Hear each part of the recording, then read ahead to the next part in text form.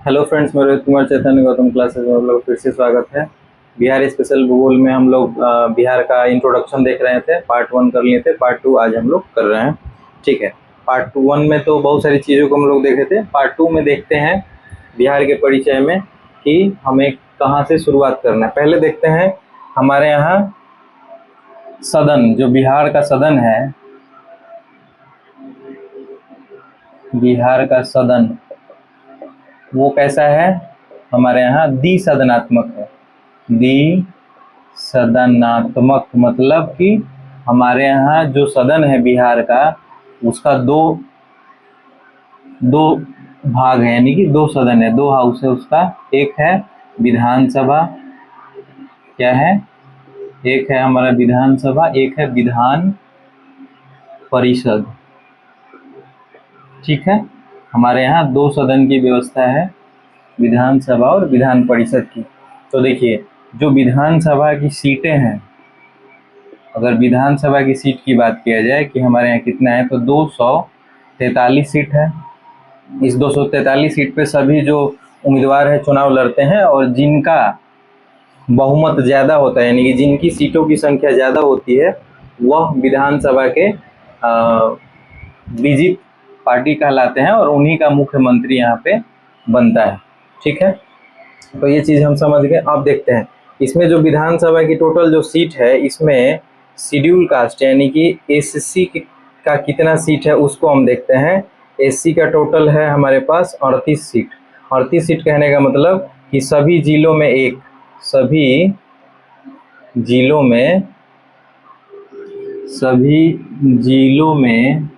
Seat है। ठीक है, टोटल हमारे यहाँ कितने जिले हैं, 38। तो यहाँ से आप देख सकते हैं कि अगर शेड्यूल कास्ट की सीटों की संख्या देखा जाए, यानी कि अनुसूचित जाति के जो नेता होते हैं उनकी जो सीटों की संख्या देखा जाए, तो वो 38 है, यानी कि सभी जिलों में एक सीट है। ठीक है, यानी कैसे, क्योंकि हमारे यहाँ 38 जिले हैं। ठीक है, नेक्स्ट देखते हैं 38 एसटी का कितना सीट है। एसटी का सीट है हमारे पास मात्र 2 सीट है। किसका, विधानसभा का। एक तो है आपका कटिहार में, एक मनिहारी में। एक है कटिहार और दूसरा है मनिहारी। ये दोनों बिहार के जिले हैं। बिहार एक तो जिला है, एक अनुमंडल है। ठीक है, तो आप यहाँ पे देख रहे हैं कि शेड्यूल कास्ट और शेड्यूल ट्राइब के सीटों की संख्या अगर दोनों को देखे जाए तो 40 है। कहने का मतलब अगर दोनों की सीटों की संख्या जोड़ दिया जाए तो 40 है, यानी कि इसमें से 40 निकाल ले, 243 में से 40 निकाल ले तो कितना बचेगा, 242, यानी कि 40 तो ऐसे निकल गए ना, 202 सीटें बचेंगी।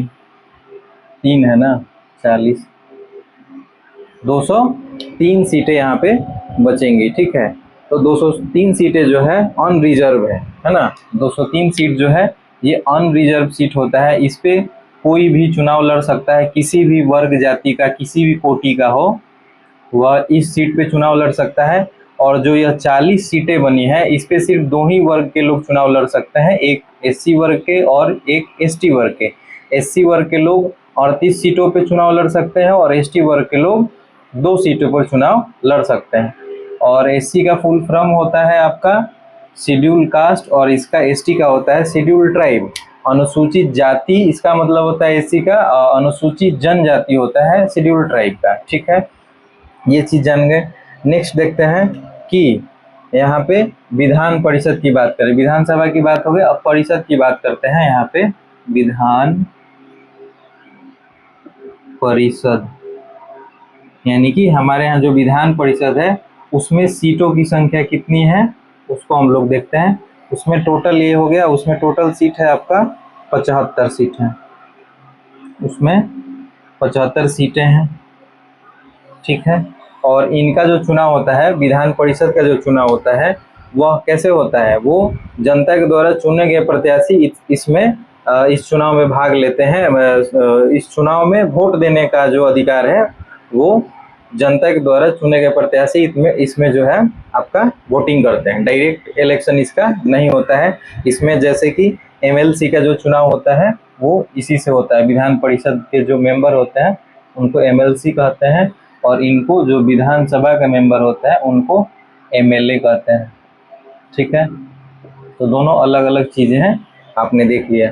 ठीक है, अगर हम लोकसभा और राज्यसभा की बात करें कि हमारे यहाँ बिहार में अगर लोकसभा की बात करें कितनी सीटें हैं टोटल, ऐसे तो लोकसभा की सीटें कितनी हैं 543, लेकिन हमारे बिहार में कितनी सीटें हैं वह है 40। लोकसभा की कितनी सीटें हैं 40, और राज्यसभा की बिहार में कितनी सीटें हैं, राज्यसभा की बिहार में कितनी सीटें हैं वह है आपका, इसका 40 हो गया तो राज्यसभा का 16, राज्यसभा का 16। देखिए यहाँ पे, अब देखिए एक और चीज़ है, अगर बिहार में लोकसभा की 40 सीटें हैं तो शेड्यूल कास्ट के लिए कितनी सीटों का जो है व्यवस्था किया गया है, तो वह 6 है। अगर शेड्यूल कास्ट की सीटों की बात की जाए तो बिहार में टोटल शेड्यूल कास्ट की जो सीट है लोकसभा के लिए वो टोटल 6 सीटें हैं। 6 सीटों में कौन कौन से इसमें ज़िले हैं जो आते हैं उसको हम लोग देखेंगे।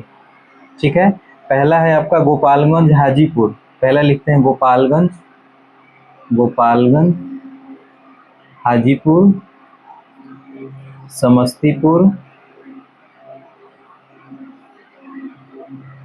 3 हो गए। फिर इधर आ जाइए, समस्तीपुर के बाद जमुई, जमुई के बाद है एक आपका गया, गया, गया के बाद है रोहतास। ये जो 6 सीटें हैं यह शेड्यूल कास्ट के लिए रिजर्व सीट है, यानी कि इसमें से इस 40 में से 6 सीटें अगर निकाल दें हम लोग, 40 में से अगर 6 सीट निकाल देते हैं तो कितना बचेगा यहाँ पे आपका 34 सीट बचेगा बिहार में, किसका, लोकसभा का। ठीक है, और ये जो 34 सीट होगा ये अनरिजर्व होगा, इस सीट पर कोई भी चुनाव लड़ सकता है, किसी भी जाति वर्ग के लोग इस 34 सीट पे चुनाव लड़ सकते हैं। बाद बाकी जो 6 सीट है इस पे सिर्फ शेड्यूल कास्ट के वर्ग के लोग ही इस पे सीट पे चुनाव लड़ेंगे, और वो कहाँ कहाँ से लड़ेंगे, गोपालगंज, हाजीपुर, समस्तीपुर, जमुई, गया और रोहतास, इतने जगहों से वो लोग चुनाव लड़ेंगे। तो ये हमारा बिहार का विधानसभा का हम लोग देख लिए कि कितने सदन होते हैं, 2 सदन होते हैं, दोनों सदन में कितनी सीटें होती हैं, उन सीटों में शेड्यूल कास्ट और शेड्यूल ट्राइब की कितनी भागीदारी है उसको हम लोगों ने देखा, और दोनों सीटों पर किस तरीके के उम्मीदवार खड़ा होंगे उसको भी हम लोगों ने देखा। तो इसका स्क्रीनशॉट ले लेंगे आप लोग। नेक्स्ट चलते हैं, हम इसका स्क्रीनशॉट ले लेंगे, उसके बाद नेक्स्ट थोड़ा सा आगे बढ़ते हैं। आगे जो है हमारा कुछ चिन्ह है उसको देख लेते हैं, जैसे कि हमारा राष्ट्रीय पक्षी कौन सा है, पशु कौन सा है, सॉरी राष्ट्रीय नहीं, राजकीय पशु कौन सा है, पक्षी कौन सा है, उसी को हम लोग एक बार रिवीजन कर लेते हैं। ठीक है, चलिए देखिए, हमारा पहले तो राजकीय प्रतीक चिन्ह, राजकीय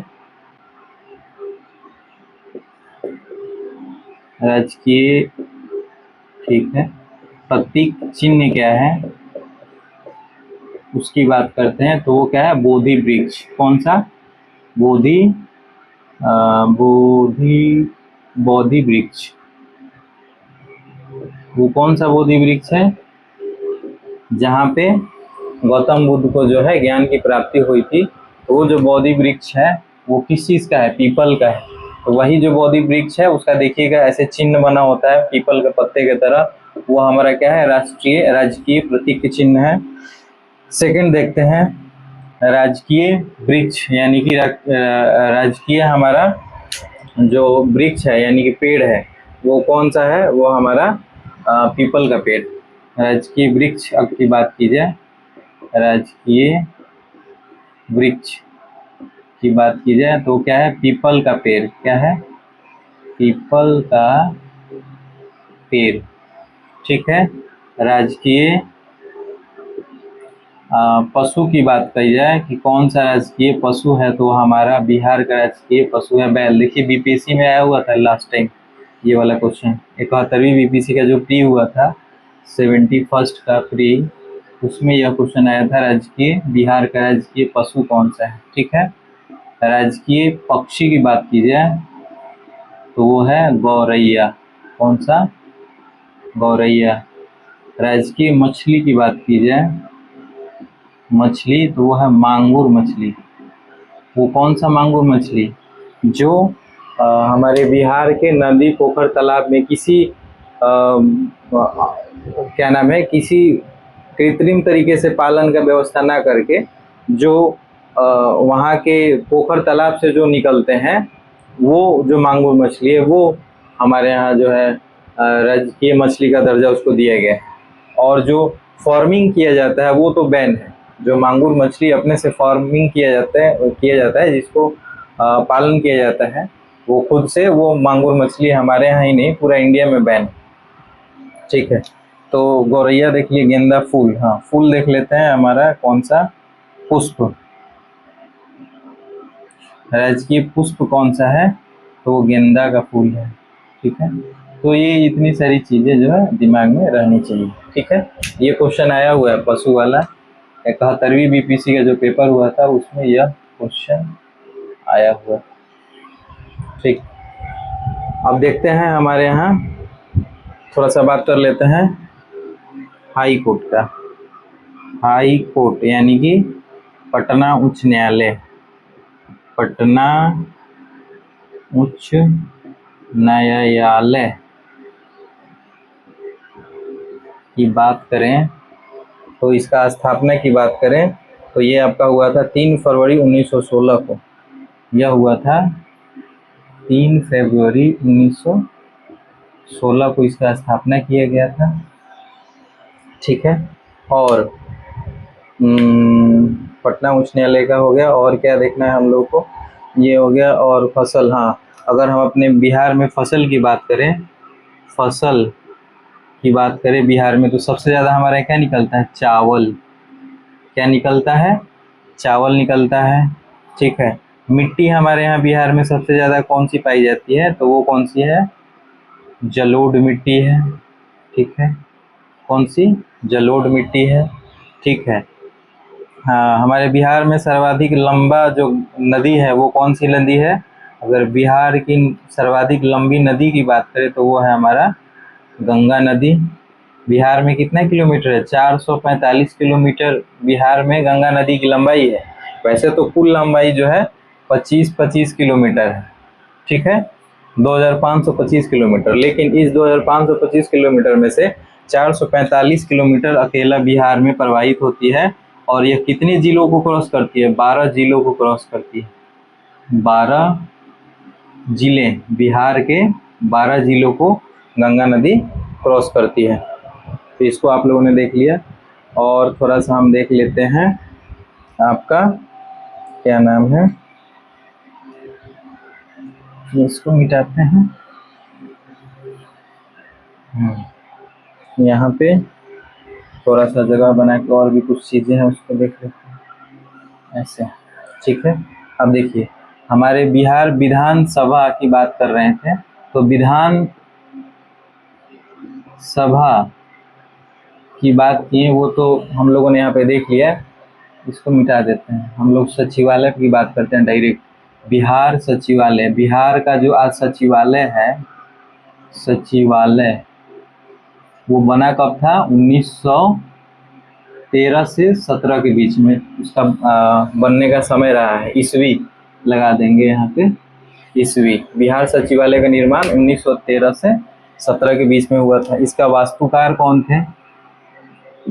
वास्तुकार यानी कि जो डिजाइन करते हैं ना उसको वास्तुकार बोलते हैं। तो इसका वास्तुकार थे जोसेफ मुर्सीसर्स, ऐसे नाम था कुछ इसका, जोसेफ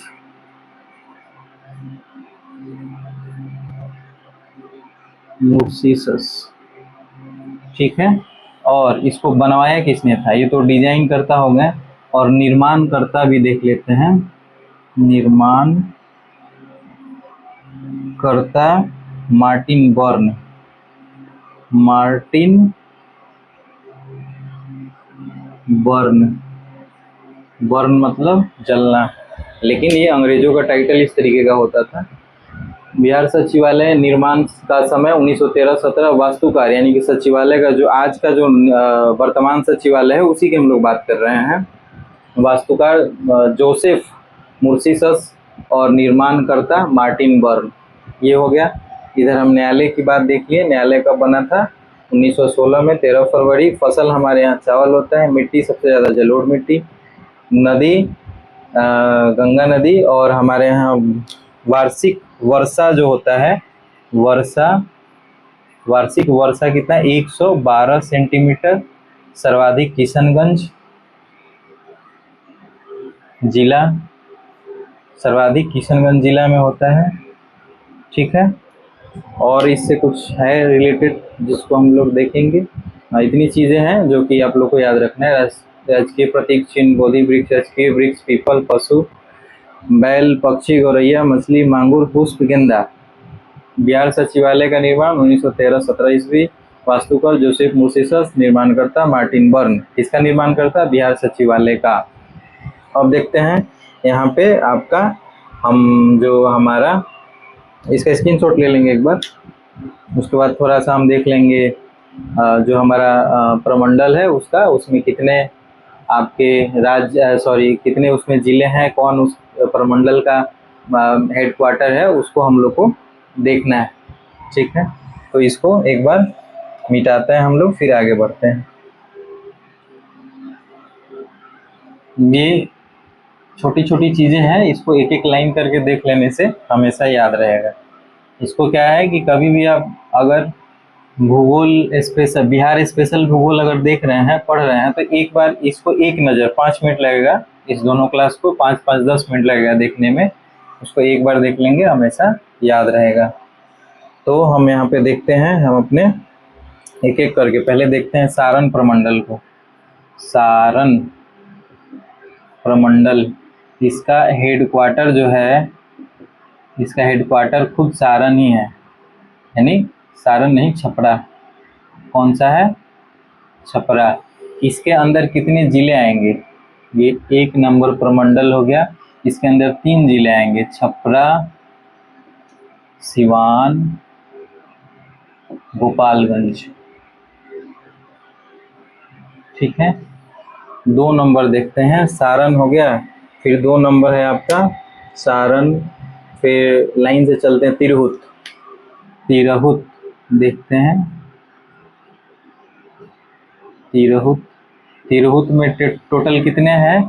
6 जिले हैं। कितने जिले हैं? 6। 6 यहाँ पे लिख रहा हूँ, इसका मतलब कि जिले यहाँ पे कितने हो गए?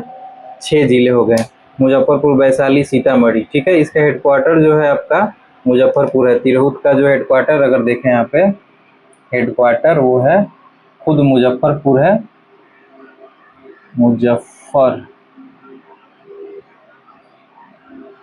मुजफ्फरपुर हो गया। और इसमें ज़िले कितने हैं? 6 ज़िले हैं। पहले आप खुद मुजफ्फरपुर, मुजफ्फरपुर, वैशाली, सीतामढ़ी। सीतामढ़ी के बाद आपका आ जाएगा शिवहर। शिवहर के बाद पूर्वी चंपारण और पश्चिमी चंपारण। ठीक है, उसके बाद आ जाएगा शिवहर, पश्चिमी चंपारण, और आ जाएगा पूर्वी चंपारण। ठीक है, 3 नंबर देखते हैं, सारण, तिरहुत। फिर 3 नंबर आपका आ जाएगा दरभंगा। दरभंगा, इसका हेडक्वार्टर यानी कि इस प्रमंडल का जो हेडक्वार्टर होगा, मुख्यालय जिसको हम लोग बोलते हैं, वो खुद दरभंगा है। कौन है? दरभंगा है। ठीक है, अब देखिए ये खुद इसमें कौन सा है? दरभंगा है। इसमें कितने आपके जिले आएंगे? 3 जिले आएंगे, दरभंगा, मधुबनी, समस्तीपुर। इसमें 3 जिले आएंगे, दरभंगा,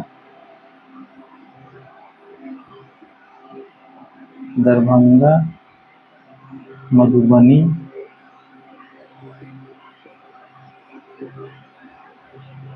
समस्तीपुर, ठीक है। इसको हम लोग बोलते हैं, ये तीनों को अगर मिला दिया जाए तो इसको हम लोग मिथिला बोलते हैं, मिथिला क्षेत्र बोलते हैं, दरभंगा, मधुबनी, समस्तीपुर, ठीक है। 4 नंबर है जो है हमारा, 4 नंबर देखते हैं, लेते हैं कोसी रेंज को, लेते हैं कोसी। कोसी में भी कितने हैं, 3 हैं। कोसी का जो है सहरसा हेडक्वार्टर है, ठीक है। इसका हेडक्वार्टर की बात की जाए तो कोसी का आपका हो जाएगा, कोसी का हो जाएगा सहरसा। इसमें 3 जिले हो गए, सहरसा, सुपौल, मधेपुरा।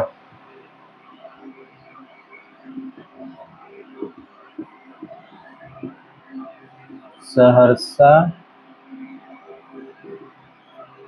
सुपौल और मधेपुरा, 3 हो गए। ये हेडक्वार्टर इसका कहाँ पे हो गया, आपका सहरसा। सहरसा में इसका हेडक्वार्टर हो गया। 1 2 3 4 5 आपका सारण हो गया, तिरहुत हो गया। फिर अब लेते हैं कोसी के बाद लेते हैं पूर्णिया, उसके बाद लेंगे दरभंगा, पूर्णिया,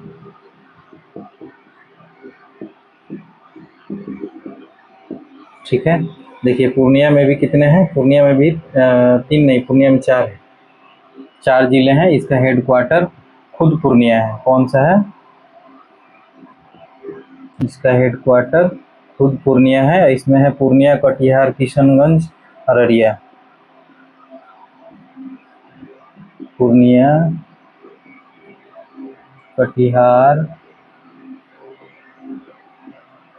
किशनगंज और अररिया,